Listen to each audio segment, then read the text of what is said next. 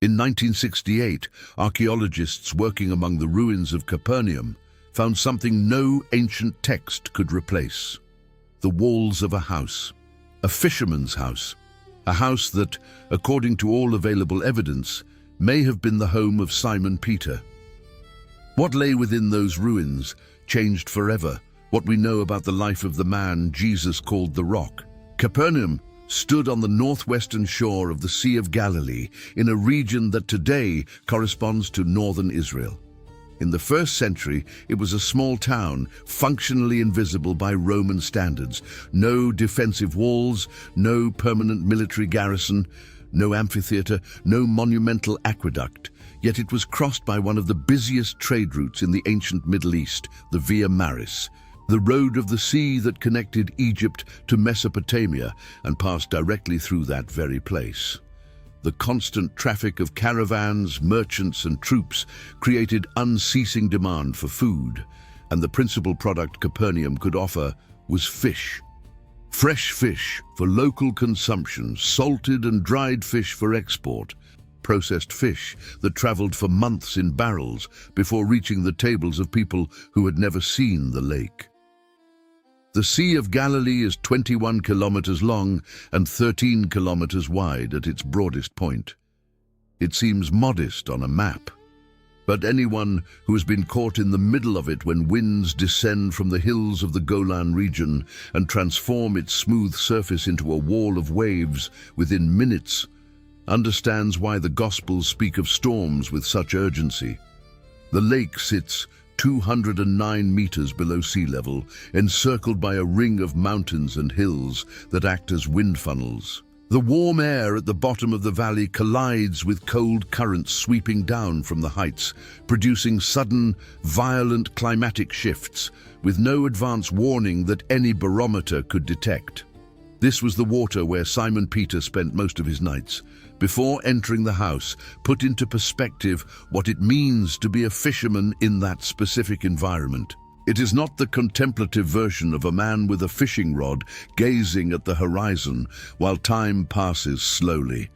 It is high-impact physical labor, performed in darkness, under unpredictable weather conditions, with heavy equipment that constantly fails and must be repaired before it can be used again.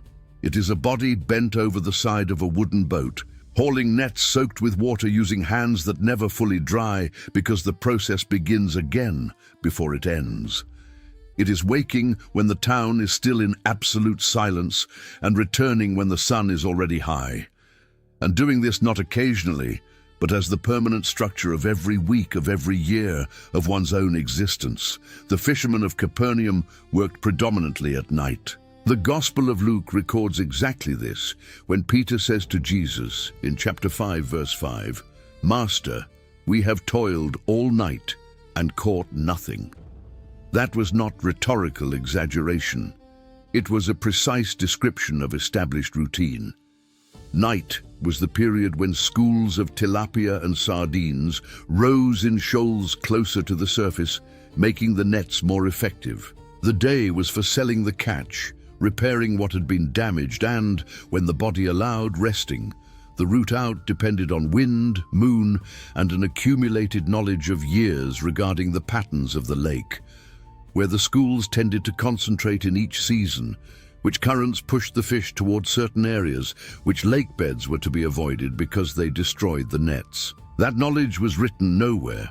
It lived in the memory of the older fishermen, transmitted through observation and trial across generations. The nets used were of two main types. The cast net, the amphibolstron, was circular, with stone or metal weights along its edges, and required a specific throwing technique that took years to master with genuine efficiency. The fisherman held the center, bent his torso, and in a rapid rotary motion spread the net in an arc over the surface of the water. A well-thrown net opened in a perfect circle around the school. A poorly thrown net, folded upon itself, sank crookedly and wasted all the effort of approaching without making noise. Matthew 4, verse 18, records that Jesus saw Peter and Andrew casting a net into the sea. The Greek verb indicates exactly that circular motion, not that of pulling a net already in position. The dragnet, the sagine, was entirely different in scale and operation. Long, heavy, pulled from both sides by two boats working in parallel, sweeping a stretch of water in volume. It required coordination between crews and the physical endurance to haul nets that, filled with fish and water, could weigh 10 to 15 kilograms per meter in length. Peter's boat was probably about 8 meters long and 2.5 meters wide. The dimensions of a vessel discovered in 1986 in the mud of the Sea of Galilee, dated by carbon analysis to more than 2,200 years ago, precisely the period when Peter lived. That vessel, known today as the Galilee boat, had capacity for 12 to 15 people or an equivalent load in fish. It was identified as being composed of at least 12 different species of wood, most of it clearly salvaged from older boats and reused. Wood in the 1st century in the region of the lake was a scarce and costly resource. Nothing was wasted. Boats were patched, reinforced, and adapted as long as there was usable structure remaining. Discarding good wood because the boat was old was a waste that a middle-income fisherman simply could not afford. Owning a boat placed Peter in a specific economic category within Galilean society. He was not poor in the sense of one who begs at the gates of the temple. Fishermen with their own boats and nets were part of a working class that held concrete assets and generated regular income. Luke 5, verse 10, explicitly mentions that James and John were partners in Peter's fishing enterprise. The Greek term used, koinonoi, literally means business partners, not merely casual workmates. There was a functioning small family business operating there, shared nets, coordinated boats, division of labor among the fishermen. It was not wealth, but it was functional stability with measurable assets. The difference between Peter and a landless day laborer in Judea was real and economically concrete. Stability, however, had precise structural limits. Fishermen paid taxes on fishing licenses granted by the local administration of Herod Antipas, levies on the sale of product in the markets, and general Roman taxes. Tax collectors like Matthew, who worked at a customs post in Capernaum, had authority to verify catches and collect percentages that varied according to negotiation. The Roman system leased the right to collect to local intermediaries who recovered their investment by extracting as much as they could from each transaction. There was no fixed schedule, no accessible tribunal for contesting abusive charges. Peter lived with this system every week, on the shores of the lake and in the market of Magdala. Magdala lay about 8 kilometers south of Capernaum and was known throughout the ancient Mediterranean as a center for processing salted fish. Its Aramaic name, Magdala Nunaya, literally means tower of fish.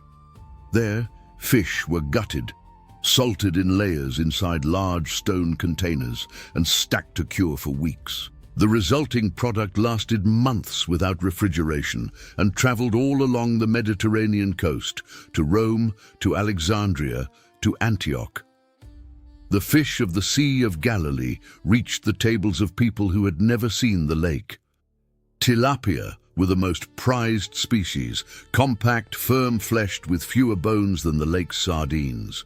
For Peter's operation and his partners, Magdala functioned as a reliable destination for much of the production.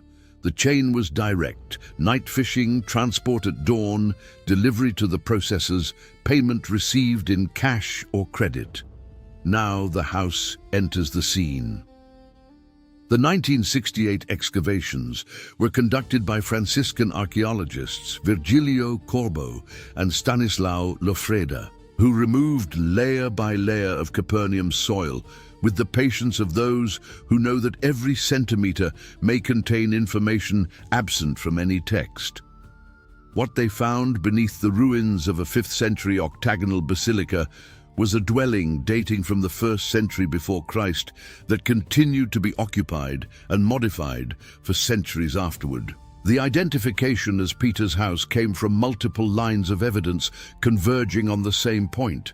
First, the location. Mark 1, verse 29, says explicitly that Jesus went immediately from the synagogue to Simon's house, and the house found lay less than 30 meters from the foundations of Capernaum's synagogue.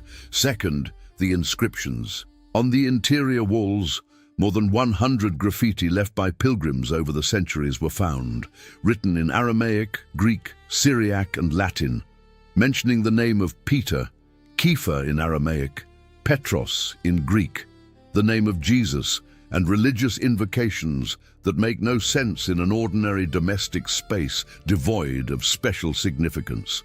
Third, the continuity of ritual use. The house was progressively adapted for collective assembly use as early as the end of the 1st century, transformed into a domus ecclesia in the 4th century, and covered by the octagonal basilica in the 5th century. No other simple domestic dwelling in Capernaum received this treatment. The pattern of use was unmistakable. What Corbo and Lofrida found was a dwelling of black basalt, the volcanic stone that covers the soil of that entire region of northern Israel, a product of the geological activity of the Dead Sea Rift. The walls were between 45 and 60 centimeters thick, erected without sophisticated mortar, with stones fitted one atop another and the gaps filled with mud and smaller fragments. There was no architectural precision, no intentional symmetry. The walls were functional. They kept the interior separate from the exterior, provided shade in summer and retained warmth in winter, built to last long enough not to impress. The floor was beaten earth, not cut stone or mosaic. Those were for houses belonging to people with far greater resources than a fisherman of Capernaum possessed. The roof was flat, made of wooden beams covered with woven reeds and a layer of compacted clay that needed to be retamped after each heavy rain. When it rained hard and long, the roof absorbed water and, if not well maintained, began to leak in thin streams dripping over everything inside. Mark 2 describes friends of a paralyzed man opening the roof of the house where Jesus was sitting to lower the man directly down to where he sat. A clay and reed roof can be dug through manually with basic tools, something impossible with cut stone or hard ceramic tile. The scene was technically plausible for any resident of Capernaum who knew this type of construction from the inside. The house had, in all likelihood, 2 main rooms and an external courtyard shared with neighboring families. Each room was around 12 square meters, the size of a generous bathroom in a contemporary apartment. It was in that space that Peter slept alongside his wife, possibly children, and his mother-in-law, whom the Gospels mention as having been healed by Jesus of a high fever.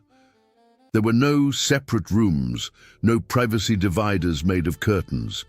People slept in the same space, on straw mats on the floor or on low stone platforms set against the walls. At dawn, the mats were rolled up and the space freed for the other activities of the day. Interior lighting came from clay lamps, small, shallow bowls with a linen wick soaked in olive oil. A single such lamp produced a yellow flame of intensity equivalent to an ordinary candle today, sufficient to avoid tripping over objects on the floor, entirely insufficient for reading or working with precision in the dark. Most domestic activities were performed during the hours of natural light. At night, when Peter was on the lake, the house lay in darkness except for the faint glow of the oil lamp. The family's basic diet was built around a few staples that rarely varied: barley or wheat bread, barley being cheaper and more accessible for lower middle-income families. The bread was baked in the clay oven of the courtyard, a low clay cylinder where the women pressed raw dough against the heated inner wall. Alongside the bread, olive oil, cooked legumes, primarily lentils and broad beans, dried figs, dates, olives in brine, and wine diluted with water. Beef or lamb appeared rarely, reserved for dates on the religious calendar such as Passover or for wedding celebrations. Peter fished high-value commercial fish and sold them. The fish that remained for the family table was the lower market value kind, but it was still fish, and frequently at that. Water supply was daily manual labor. Capernaum had no aqueduct system. Water came from the lake or from wells and had to be carried to the house in ceramic jars with a capacity of 6 to 8 liters each. For a family of 4 or 5, daily consumption easily reached 20 liters or more. This work fell mainly to the women. Multiple trips to the lakeshore each day, arms carrying the equivalent weight of a fully loaded mountain backpack. Peter's mother-in-law, while healthy, made that trek. When she fell ill with the fever recorded in the Gospels, someone else had to take over the work in her place. The external courtyard was the nerve center of domestic life. It was there that the bread oven stood, where nets were spread to dry and mended after each outing on the lake, where the domestic animals, a goat or two for milk, chickens for eggs, spent the day. The mending of nets deserves particular attention because it was one of the most constant and invisible tasks in a fisherman's daily life. A net used in water with submerged rocks and under the weight of fish schools sustains damage on virtually every outing. Small tears that fish exploit to escape, knots that give way under pressure, threads that snap at the point of maximum tension. Every piece of damage left unrepaired before the next outing was fish lost. The mending was done seated on the ground of the courtyard with the net spread out, identifying the points of damage one by one, making the knot that distributes tension without creating new weak points.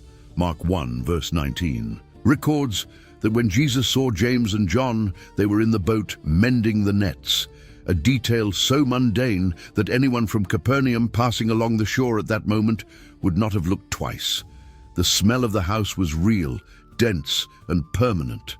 Fresh fish, salted fish in processing, fish roasting in the oven, olive oil burning in the clay lamps with that slightly woody, acidic odor of heated oil.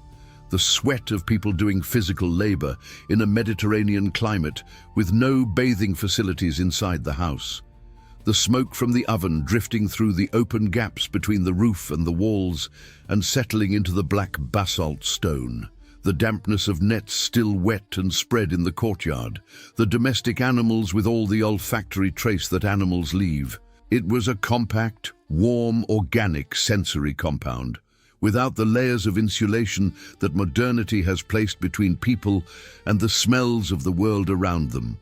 Capernaum, in the 1st century, had between 600 and 1,500 inhabitants, according to archaeological estimates, based on the extent of the town and the density of construction identified in excavations. It was a village large enough to have its own synagogue, a basic local produce market, and Roman tax collectors present. It had no theatre, no public baths, no forum with an emperor's statue. It was a provincial Jewish community that maintained its customs, its language, Aramaic for daily use and Hebrew for liturgy, and its structure of life built around the weekly Sabbath and the feasts of the sacred calendar. Every Friday at nightfall, work stopped completely. The nets hung where they were. The boats remained tied at the shore. The house was cleaned with more care than on other days. More presentable clothing was brought out from where it was kept. Bread was prepared in advance to avoid having to light a fire on the Sabbath. The family went to the synagogue for the Shabbat service, reading of the Torah, interpretation, singing of the Psalms, blessing of bread and wine. It was there, seated among the other men of Capernaum week after week, that Peter heard the scriptures. It was there that Jesus one day entered on a Sabbath and began to teach in a way that made people look at one another without being able to name what was happening. Mark describes Jesus as teaching as one who has authority and not as the scribes. In the world of the 1st century, religious authority was entirely a matter of oral transmission chain. You taught what your master had taught you in a chain that went up to the great figures of the tradition. You never simply spoke for yourself. Jesus did not do this. He did not cite the tradition of Hillel or the school of Shammai. He simply said, "I say to you." And what he said was sufficiently different from everything Peter had heard before to produce a kind of intellectual discomfort that Mark captured with narrative precision. And after one such Sabbath in Capernaum, Jesus went directly to Peter's house. Mark 1 verses 29 through 31 describes the scene with an economy of words that is itself a portrait of daily life. The mother-in-law was lying down with a fever. They told Jesus. He came near, took her hand and raised her. The fever left, and she began to serve them. There is no elaboration, no speech, no liturgical solemnity. There is a sick woman in a fisherman's house. There is a gesture of the hand. And there is her returning to work because the work needed to be done. In that final detail is encapsulated the entire logic of domestic life in a first-century working family. You recovered and resumed your duties because there was no one to replace her indefinitely. What holds the attention most is not the miracle itself. It is the address where it happened. Not a public square, not a religious tribunal, not a hillside with a crowd of onlookers. It was in a two-room house with a beaten earth floor, a clay roof, and walls of black volcanic stone that retained the heat of the day through the night. It was in the home of a fisherman who owed taxes, mended nets in the courtyard, and slept on a straw mat. The scene of Peter's calling was no different in its apparent ordinariness. Matthew 4, verse 18. As he walked by the Sea of Galilee, he saw two brothers, Simon, who is called Peter, and Andrew, his brother, casting a net into the sea, for they were fishermen. It was an absolutely ordinary working morning. The net was being cast in the same way it had been cast hundreds of times before on that same shore. The arms were making the same rotation they had made since Peter had learned to fish, probably watching his father, who had learned watching his own father. And Jesus said, "Follow me, and I will make you fishers of men." And they went. The text records no hesitation. Mark says they immediately left the nets and followed. What that meant concretely is something the text does not elaborate upon, but real life makes evident. There was a woman at home. There was a mother-in-law. There were nets that would need mending by someone, a boat that would need regular maintenance, a business with partners that would need continuation or formal dissolution. And there were taxes that would continue to be collected regardless of who was in town to pay them. Peter's immediate departure was a decision that created immediate practical consequences for other people whom the text does not mention, because it is not about them. But they existed, and their lives were altered by the same moment that was narrated as Peter's liberation. James and John left their father Zebedee in the boat with his hired men, which indicates that Zebedee's operation was larger and had sufficient structure to continue functioning without his sons. Peter has no employees mentioned in any text. Peter's departure was more total, more abrupt, less cushioned by an economic safety net. This is not written as emotional drama in the Gospels. It is in the material facts the Gospels provide when you read them paying attention to what is implied between the lines. What happened to the house during the following years? While Peter traveled through Galilee, went up to Jerusalem, lived through the crucifixion and lived the first years of the nascent movement, the texts do not directly document. The house was there, the wife was there. Domestic life continued in some form, because it always does. 1 Corinthians 9 verse 5, written by Paul decades later, mentions that Peter traveled with a believing wife, which means that eventually she became part of the journey and accompanied him on his missions throughout the Mediterranean world. But that came later. There was an interval between the house in Capernaum and the journeys across the Mediterranean, and the text simply did not fill in that interval. This is where the archaeologists provide what the texts cannot: the material continuity of the place. The house found by Corbo and Lofrida was not simply an abandoned ruin, It shows clear signs of progressive adaptation for collective use, beginning as early as the end of the 1st century. The walls received a plaster render, a finish that simple domestic houses in Capernaum rarely received, indicating that the space had come to be treated with a different consideration from that of an ordinary private dwelling. The floor was resurfaced. The internal layout was modified to allow more people to be present at the same time. Fragments of common household utensils virtually disappear from the layers after a certain point, indicating that the space ceased to function as a home before it was formally transformed into an assembly space. In the 4th century, the adaptation was more radical. An external arch defined a perimeter clearly intended for collective use, creating what scholars call a domus ecclesia, the house that became a church before churches existed as an independent architectural type. In the 5th century, the octagonal basilica was built directly over the complex, with the exact center of the octagon positioned over the room, identified as the main hall of the original dwelling. In 1990, the Franciscan custody of the Holy Land erected over the ruins a contemporary structure of glass and steel suspended on metal supports, what visitors informally call the spaceship of Capernaum. The idea was to protect the archaeological remains without burying them under a solid construction that would suffocate them, while at the same time allowing pilgrims and tourists to see the complex from above through the glass floor. It is possible to look down and see the dark basalt stones, the walls 45 centimeters thick, the floor that retains nothing but bare exposed rock. No roof, no straw mats, no oil lamp, no nets spread in the courtyard, only the walls that remained. Before looking down through the glass, it is worth observing what is on the walls.